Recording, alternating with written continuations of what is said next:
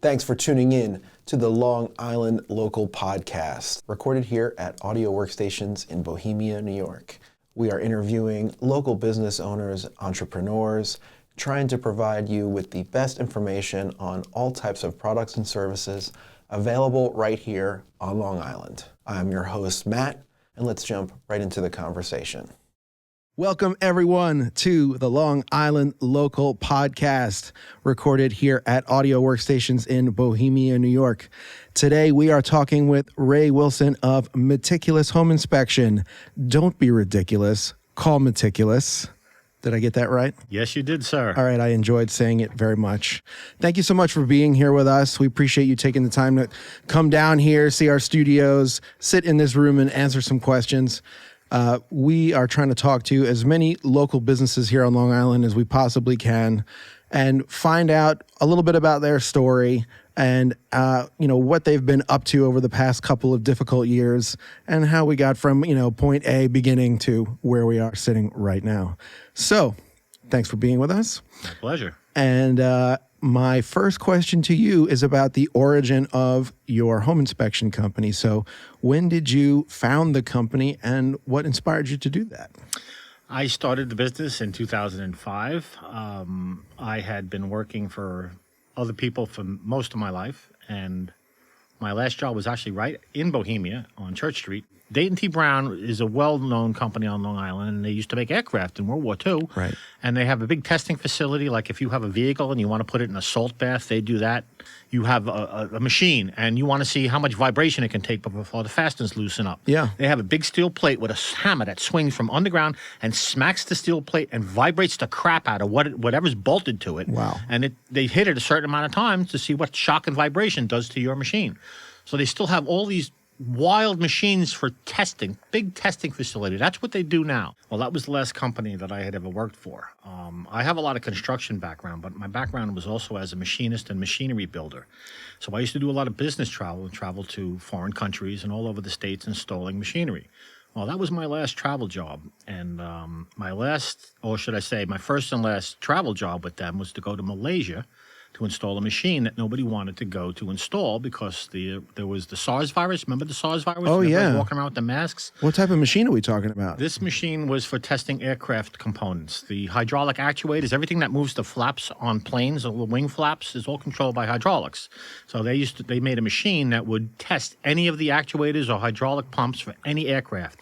You connect the pump with hoses, you pump hydraulic fluid, they would do testing procedures to make sure that the part was rebuilt properly, take the part out, and it would go into the plane.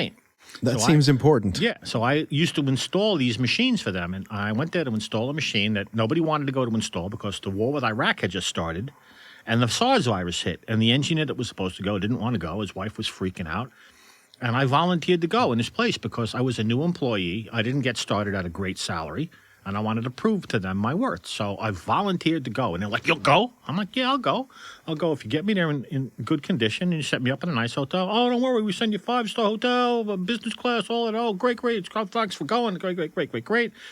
I had never installed one machine of these machines, never seen one before, but we had one in the other building, and they were supposed to train me. Well, a week goes by, no training. I asked the boss, "Hey, when's the training start?" "Oh, we're going to start soon." Another week goes by. I'm like, "When's the training, Chris?" We're working on it. Now there's like 2 weeks for me to go. I don't want to go to Malaysia and look like an idiot. So I start taking the books home on my own to learn the hydraulic machine that I'm about to install. And then they finally started a program like a week before I'm about to get on the plane. And so I learned about the machine on my own. I went to the other building. They have 2 buildings in this area.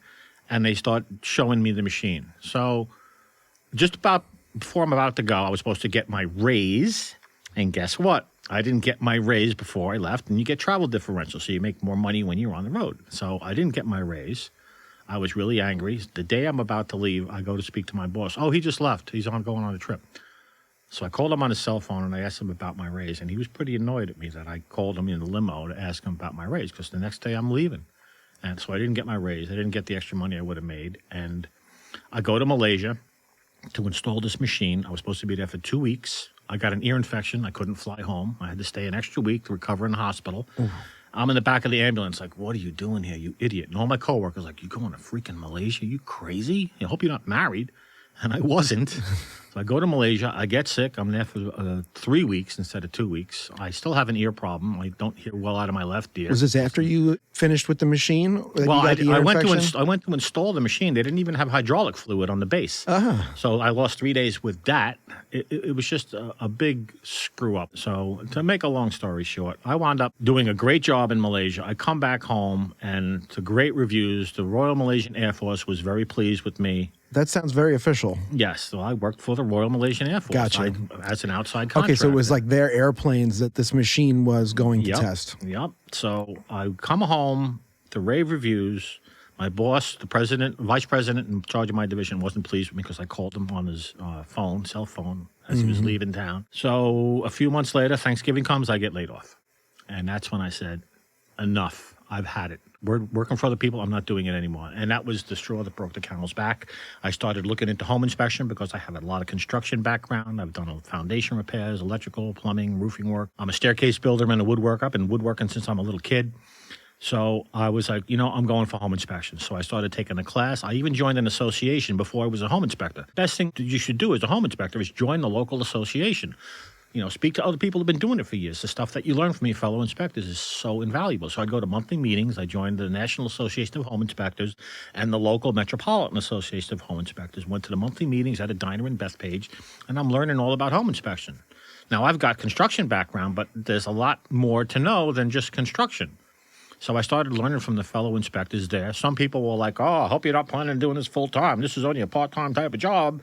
Trying to discourage me, I guess. They didn't want me, they didn't want more competition, another competitor. But I busted my rear end. I would go from real estate office to real estate office. I spent like $3,000 just in my first year, just in gasoline, to go to every real estate office on planet Earth on Long Island, every attorney office, every mortgage company. I would even go to insurance companies. I would just walk in the door, cold call, hand out cards. Hi, don't be ridiculous. Call Meticulous. Make everybody laugh. It's very memorable. And it sticks in everybody's head, and that's what I would do. I would just cold call, knock on doors, real estate agents, try to get into their sales meetings. Hey, when's your next sales meeting? Hey, can I pop into your next sales meeting? Bring donuts and bagels for the realtors, hand out the bagels, chit-chat with them and all of that. And that's how I got started. My first year in business, I grossed a little over $17,000.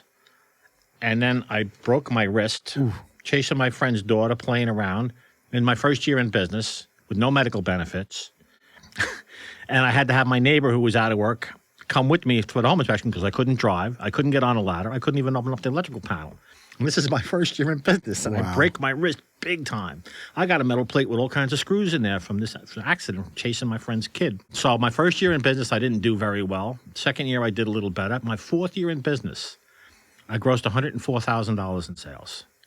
I was very pleased with myself. Yep, pat yourself on the back for that one. Yep. So, and one of the reasons I did that is because I'd heard about this company that was moving to Long Island. They were going to open up an office. They were big out in the West Coast called Zip Realty. Zip Realty, the realtors are only buyers agents. They don't take listings. Their business model is work with the buyers. So they would put a lot of advertisements online, and they would get in the buyers. So that's golden. If you're a home inspector, you want a buyer's rep. You want an agent that's working only for the buyer. That makes sense to me because they want the honesty. Yes, and you have to sign. If you're a realtor, you have a contract. The buyer fills out the contract, which basically says, I will buy a house through you, 6 months contract or a year or whatever it is, and you're obligated to buy it from them. So if you don't buy that house through them, they can now take you to court. Right. But you find a good CBR, certified buyer's rep, you sign the contract, and they're protecting your interests. So Zip Realty was all buyer's reps. And they said, well, we already have one company. They're a nationwide franchise company. They're already on board, and we only work with 3 companies. You would be the second company. So we need some references and all of this stuff. So I gave them the references. They made the phone calls. They called me back a week or two later. They sit me down in the office. They said, well, looks like you're in. We don't have a third company yet, but you're in. And boom, I start getting business from the realtors. Boom, boom, boom, boom, boom. They got like 20, 30 realtors. I'm getting business hand over fist. That's awesome. Word is getting back to the guy, George, who's the VP in the area. And he calls me in like 3 weeks later. Ray, we're hearing nothing but great things about you. We're not even going to bother with a third inspection company. It's you and this other company, but you're getting most of the work. And the other company, I know who they are. I know the president of that company, and they charge a lot more money. Okay. And they also it's a franchise company, so you can get a part-timer. There's a lot of part-timers that work for this particular company. Any franchise company. You start a franchise, you're not a one-man show. The whole idea is to build a company and hire people and have them do the work. So this is a franchise company. It's got to be harder to quality control at that level. It is, but you have to train them too. Yeah. But the whole idea is to get business in more volume if you're a big company. So here I am working against this one company, but I'm getting all the business, and the realtors love me, and the buyers love me. That's why I did $104,000 in my 4th year, because I hooked up with this company, and they were only buyers reps. So it was golden. That sounds like the marriage made in heaven. I got lucky. I really have to say I got lucky. It doesn't normally happen like that. Now, did that relationship end up lasting? No, it didn't. Okay. Because the company was offering benefits to the realtors, and the realtors were not producing, but the company still had to pay for their benefits. Okay. And that's why it sunk Zip Realty, and that's why they're not in New York anymore. Okay, so their business model maybe didn't account for that. Yeah, so that's why they're gone. And I still have a couple of them that call me and, regulate that the original Zip agents with Zip, no longer exists in New York. But they still call me. But a lot of them are doing different things. And that's very common in the real estate business. People get into realty thinking they make tons of money, and they do it for 2-3 years, and they're not making enough money, and then they wind up bailing out. Right. And that's the same thing with home inspectors. A lot of people get in the home inspection business. They're going to think they're going to make all this money, and it's very difficult to make money in this business. There's so much competition out there. There's so many other home inspectors out there. And it's also very price driven. Home inspectors charge anywhere from $300 to $400. There are guys that are charging $850 for the same service that I'm doing for $525. Right. I don't know how they're pulling $850 out of a home inspection, because when people call me, the first thing they ask is how much? Right. And I'm like, well, don't you want to know about my background? Don't you want to know how many years I'm in business? Don't you want to know what I've done? Yeah. There are people in this home inspection business who have never swung a hammer. There's people that florists and guys that do printing and business cards, and now they have their home inspection license, and they're doing home inspections. Listen, I can relate to this sentiment in the world of audio engineering. Very specifically, there's a lot of people doing it. There's a lot of competition, but there's a lot of people who just started doing it yesterday, and also people who've been doing it a long time. And it's someone who's new to the industry and just calling around trying to get a price doesn't necessarily think about all those things. They're just like, okay, how cheaply can I get this done right now? And they don't really necessarily think about the consequences of maybe choosing someone with less experience. So, but they often will, you'll have to learn the hard way in that sense. And I'm sure that, buying a home is a pretty hard way to learn that lesson if you don't get the right inspector and then some issue comes back to bite you. Yep, and it can. They say the most expensive thing in the world is a cheap home inspection. Yeah, that makes a lot of sense. And how much electrical stuff do you have to learn about in order to do the home inspection versus like an electrician? Well, if I've worked for contractors in my 20s, I've worked for various companies, and I was taught electrical and plumbing and roofing and windows and doors. So that was stuff that you learned before taking on home inspection? Yes. Okay. And well before I was a machinist. Actually, I was doing both at the same time. I would work multiple jobs. I used to work 50, 60, 70 hours a week. 2 jobs, sometimes 3 jobs. I was doing construction in the day and working in machine shops at night. That sounds like a huge advantage over, let's say, someone who comes at home inspection without any of that prior knowledge. Exactly. And that's why you're so meticulous. And that's why I push that very heavily on my website. And when people call me, like I said to you before, everybody's like, how much? I'm like, well, don't you want to know about my background? Yeah. Don't you want to know how many years I've been in business? What about, questions about insurance? Are you insured? People don't ask. People are ignorant. It's sad. I would want to know if my home inspector has installed a boiler and done baseboards and that type of stuff. And this is good advice if anyone's listening and thinking of buying a home and you're trying to figure out who's going to inspect that home. Yep. First of all, you should call Ray here at Meticulous. But if you somehow don't do that, you should at least ask some of those questions of your home inspector, like how long have you been in business? What's your background? Yep. What's the deal with insurance? Mm-hmm. I like this. This is good stuff to remember. People don't ask enough questions. It's all about the price, it seems. How much? And okay, thanks, got to go by. This past couple years, obviously, for the average business has been such a interesting, weird, unfortunate set of circumstances. But specifically because we're here on Long Island, and I know there was a lot of real estate activity going on around here during the pandemic, specifically, like a lot of exodus from New York City, perhaps. And so has this been sort of the opposite for you of the average business, where there's been even more business during this past couple years, or is it? It's not been easy. It's not been easy for a lot of inspection companies, especially the bigger ones, the franchise guys that have 3 or 4 or 5 or 6 home inspectors working for them. I'm a one-man show, but yeah, they lost business. We all lost business. But one thing that came out when this COVID thing hit was most home inspectors got in the mail from NYSAHI, which is the New York State Association of Home Inspectors. They're a lobbying group that lobbies for us up in Albany. They sent most inspectors a hold harmless agreement. Basically, it's a document that you would give to the buyer, and the buyer forwards it to the seller. Now, typically, I only work with the buyer. I don't deal with the seller. I'm just in the seller's home. Right. But I would give this document to the buyer, and I would say, give this to the seller, have them read it and sign it. And basically, it says, once I'm inside your house, you can't be in your house. If somebody gets COVID after I've left, you can't sue me and blame and saying I left it in your house.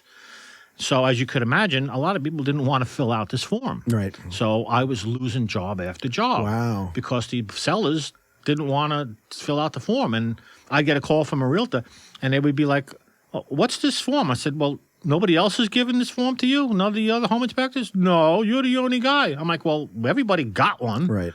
I don't know why they're not using it, but they're not using it apparently because they want the business. So they're willing to take a chance and put a mask on and just walk in somebody's house with the wife and the kids and whatever situation is there, they don't mind walking into. I was different. I'm like, I'm not walking into somebody's house unless they're gone. Yeah. I don't want, it's not that I don't want them in their house. I'm trying to protect myself from liability. I'm trying to protect them, too. They don't know me from a hole in the wall. I mean, I could technically have COVID and walk in and give them COVID in their own house. Right. Do you really want a perfect stranger walking around in your house while you're there? Yeah. But I understand, they're concerned that, I'm going to steal something, or I'm going to damage something. So I understand their feeling. And I was really surprised that the realtors weren't on board with this. A lot of them didn't even know about the form. A few of them did, but not a lot of them. And they were, I've never seen this form before. Oh, you're the only guy that's got this form. And one of them said, oh, yeah, I've seen that form, but they don't really fill it out. I'm like, all right, fine. Okay. So I lost job after job after job because I wasn't getting the form back. Over this protocol, yeah. And the buyers were like, so you're not going to do the job? I'm like, no, I'm sorry, I'm not. And I called an attorney who's the premier real estate home inspection attorney on Long Island. And he says, Ray, don't do a home inspection without the form. Right. Because he's a liability guy. That's what his job is, to protect me. And my job is to protect myself and the seller and the buyer, too. I would tell the buyer, only one person with me. Don't bring your wife. Don't bring your kids. Yeah. I only want one person, you and me. Stay 6 foot apart. If we have to go in with the seller, we'll be in a different room. It just turned into a very difficult situation. I was losing business. Wow. And I could have gotten those jobs, but I was concerned for my safety. I see. Yeah. It occurs to me that even without a pandemic going on, that there might be some kind of a possible conflict of interest if the seller's hanging out in the house the whole time you're doing the inspection, Yeah, because they contest things that you have to say, and they get insulted. Right. And then they might, even like stand in front of a hole in the wall and say, "Don't look! I'm just leaning up against this wall." Or all the boxes in the basement are put up against the wall where the foundation crack is, and that kind of thing. It would make sense to me that maybe it would be in everyone's best interest for the home inspector to be the only one in the home when you're doing the home inspection, and then you can call with specific questions. That way, there's no hiding anything. Yep. And there are realtors out there that will tell the seller, "Get out of the house." Go shopping, take your husband, and get out of the house. When a good realtor is in action, they command the seller. Yeah. They tell the seller how they're going to do it, what they're going to do. If they tell you, I'm going to sell your house for you, it may take 6 months, but I have a plan that works. And if they tell the seller, get out of the house, if that realtor has a commanding presence, they will listen and get out of the house. Yeah. And there are realtors who are commanding in that way. But those are the successful ones. Yeah. Those are the guys who've been in business 20, 30 years. They know how to do their job. They tell the seller of the home, look, you're going to probably get insulted at the things this guy has to say. Go shopping, go to a movie, I'll protect your house. Don't worry, he's not going to steal anything. And, Right. and in general, if you're a home inspector, you can steal something from somebody's house. You're an idiot. I would think that logic would dictate that if someone is trying to make a living as a home inspector and they got a reputation for stealing stuff from your house, they wouldn't last long as a home inspector. Your reputation in this business is everything. You get a bad rep and you're done. Yeah. And you're an idiot if you think that taking something in somebody's basement that even nobody can see, Yeah. you're an idiot. And I wouldn't put myself in that position because I busted my rear end to get this business where it is. I'm in business since '05, and you'd be a fool. Absolutely. That's good to know. I didn't realize that whole thing about that form. That's very interesting that most people would just ignore it because they don't want to scare business off. Yep. And a lot just of take people that didn't risk. use it. And I would speak to others. I don't use that one. Hey, how about you, Joe? I don't touch that. Nah, I just put on a mask. Okay. And I'm good to go. I'm like, all right, fine. I guess I was overreacting. And I guess everybody else was underreacting. I think it's been a couple of years of it not being clear to anyone what is over and underreacting about anything because it's so confusing to figure out, what's the absolute best way to behave and still, be open for business and still be making a living. So I wouldn't blame yourself, but that's unfortunate. And I hope that things start to tick back up. Well, it's been slowly coming back, but Yeah. not fast enough. Right. When you do a good home inspection for a client, that's your best source of referrals is they tell their friends and family. Mm-hmm. So I don't go to the real estate offices anymore and hand out cups and pads and pens and all of that to the realtors anymore because they're very fickle. And your word of mouth is strong at this point because you have been doing it for so long. And I've got 150-something five-star Google reviews. That's excellent. Yep, that's a big driver of business. That's really excellent. People read the reviews and they go, I want this guy. Yeah. See, Google's good for something other than searching random words and YouTube. Now, what is your favorite part of doing home inspections? The reaction I get from my clients at the end of the inspection when they shake my hand with a solid handshake and they look me in the eye and they go, thank you, Ray. You did a really good job. I had no idea about this, that, and the next thing. And, a lot of people are blown away at the end of the home inspection because they just had no idea how many things you can find. Like I was mentioning the flip homes. You buy a home and that's a flip home, and people are expecting it to have no issues. Right. They're assuming it's all done. It's like a new house because that's what they're led to believe. If you read the listings online, it's like a new house. And, I walk up to the steps, and you got a 4-inch step followed by a 6-inch step because they put a new bunch of pavers in the walkway. But now the step, which was perfectly fine before, but the pavers are higher than the original concrete or whatever was there. So now you have a 4-inch step, and then you have a 6-inch step. You've got a tripping hazard. Yeah.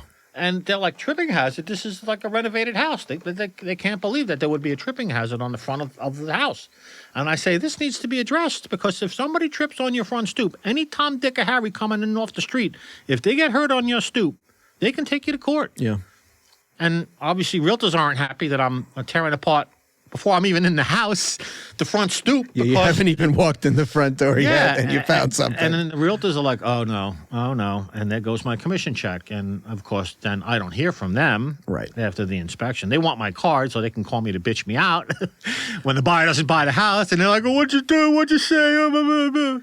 But listen, that buyer loyalty, though, that's key because if you save somebody from making a mistake, right, or walking into some sort of money pit situation where the next 20 years of their lives is going to be draining their bank account because of unexpected home issues, that's the thank you that you're getting at that end there. If it's one of those situations where you're notifying them of things that they wouldn't have known about, that's the smile from.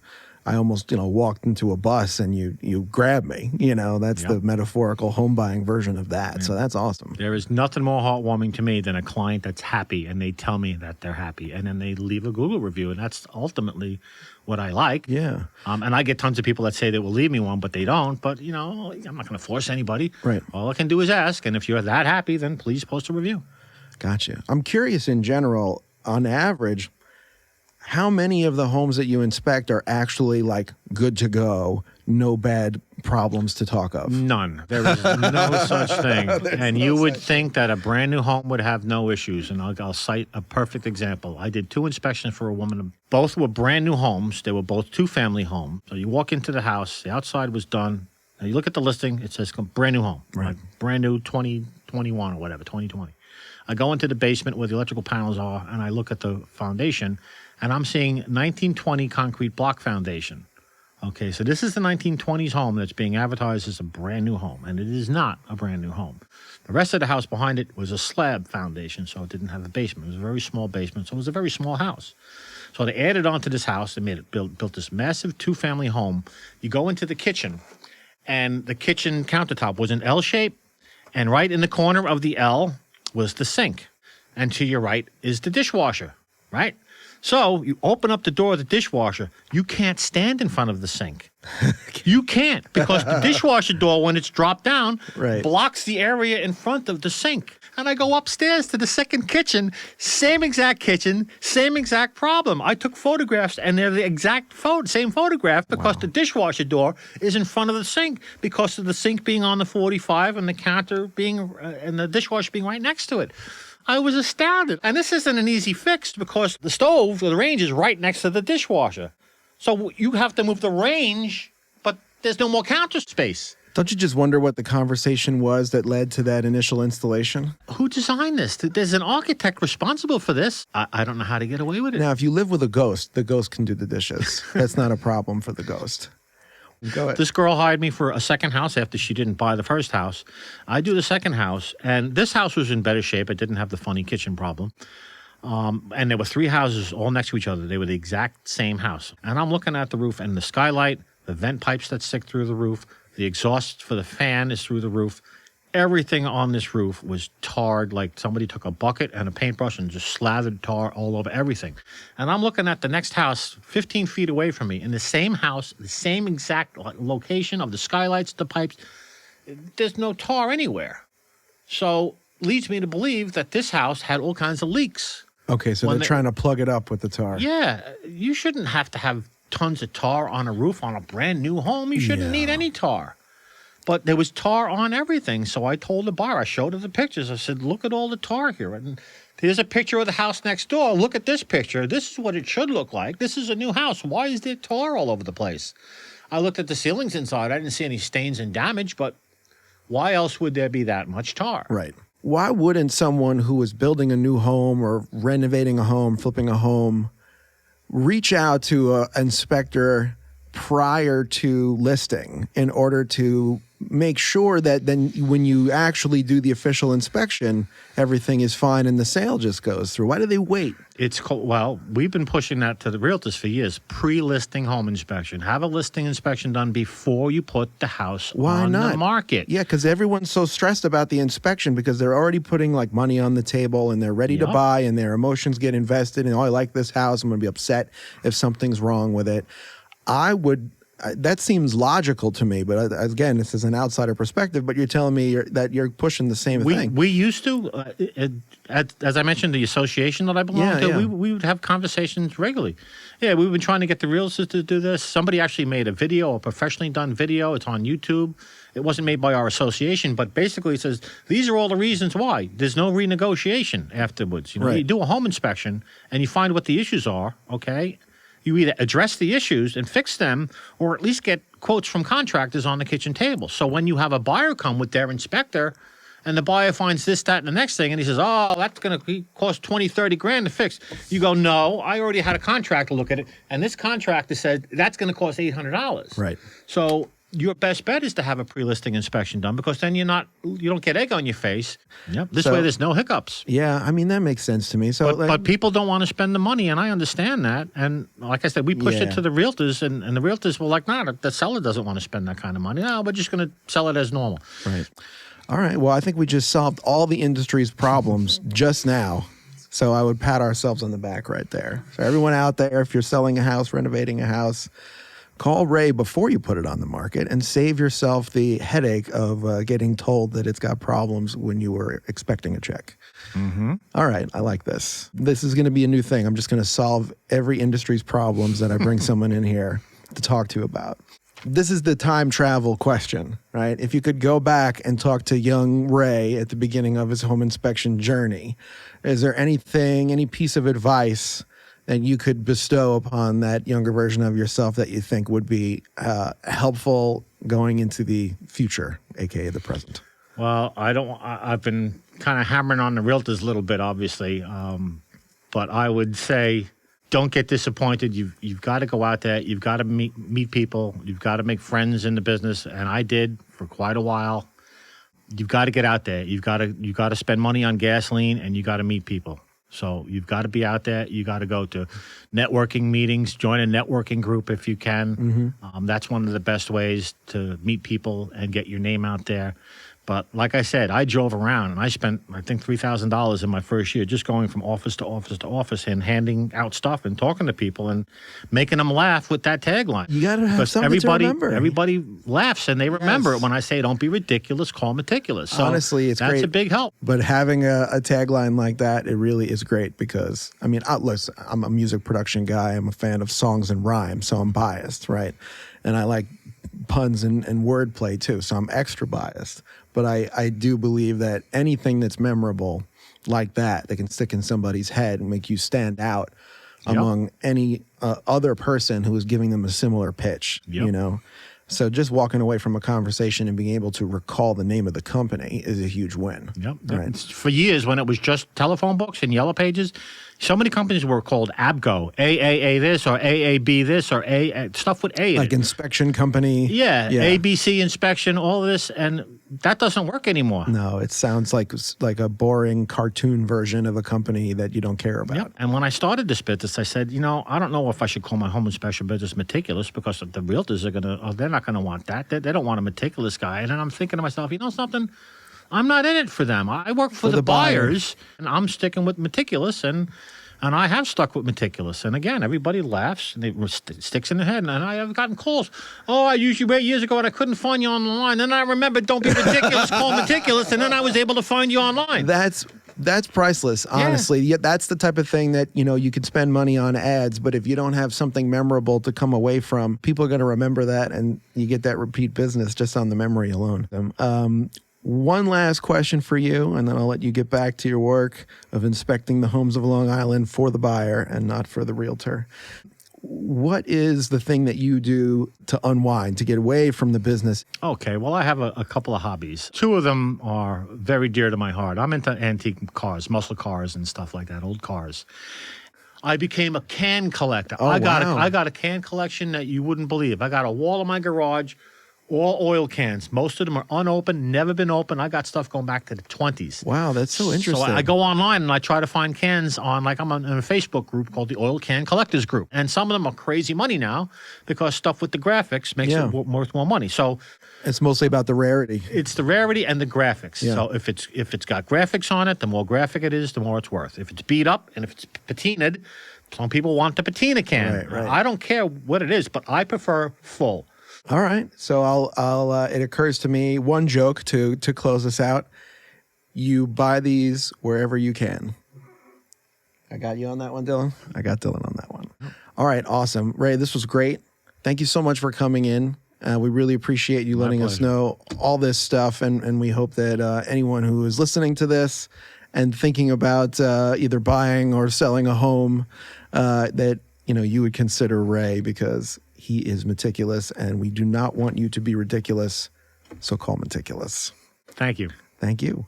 Meticulous home inspection. You know what my tagline is? Don't be ridiculous. Call Meticulous. I love it. I'm going to write it down and make sure I don't screw it up. Thanks everyone for tuning in to the Long Island Local Podcast. If you're interested in studio membership programs for music production or content creation, please visit audioworkstationsinc.com. And please check out our guest of today's podcast. We enjoy having on all local entrepreneurs. If you'd like to be considered for a featured interview on our podcast, please contact Long Island Local Podcast at gmail.com.